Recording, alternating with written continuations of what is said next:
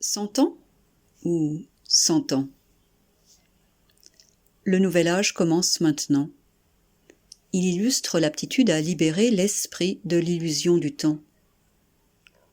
La pensée crée le temps.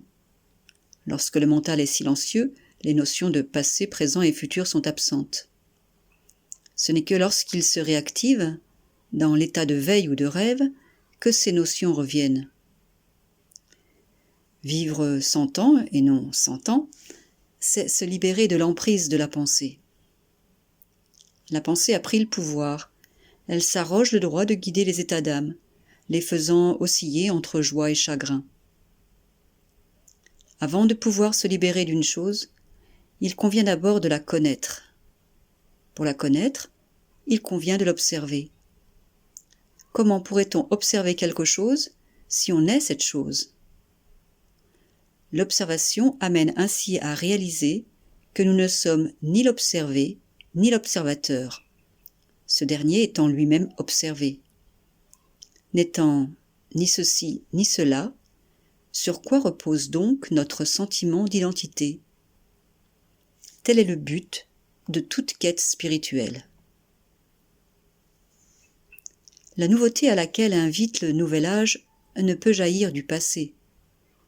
La mémoire est ici un obstacle, créant une gangue, donnant l'impression de vivre les choses sans s'apercevoir que l'on ne vit qu'à travers le diktat de la mémoire. Nous ne remettons pas en cause ici le caractère fonctionnel de la mémoire, nécessaire au fonctionnement dans l'espace-temps.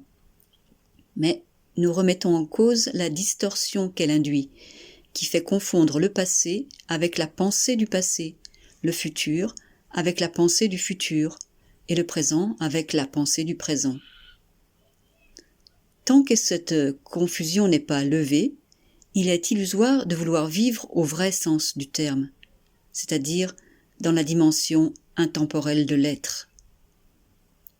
Le défi que nous propose la réalisation spirituelle est celui de la simultanéité du temps et du non-temps. La vie temporelle, vécue à partir du vécu intemporel, est similaire à un rêve qui s'éveille dans le silence de la conscience. Le rêve se déploie, vit ce pourquoi il est fait, puis s'éteint, sans que le silence n'en soit perturbé. Aussi fort que puisse retentir le son des instruments de l'orchestre, il ne gêne en rien le silence, qui, tel le roi assis sur son trône, reste toujours égal à lui-même. L'intemporel est ainsi l'ancrage dans lequel s'inscrit le temporel. Il est le port dans lequel les bateaux viennent s'arrimer, fatigués par la houle incessante des événements tumultueux. Vivre 100 ans n'est donc pas vivre 100 ans, bien que l'un n'empêche pas l'autre. À celui qui cherche le second sont offertes la peur et sa fille, l'obsession de la perte.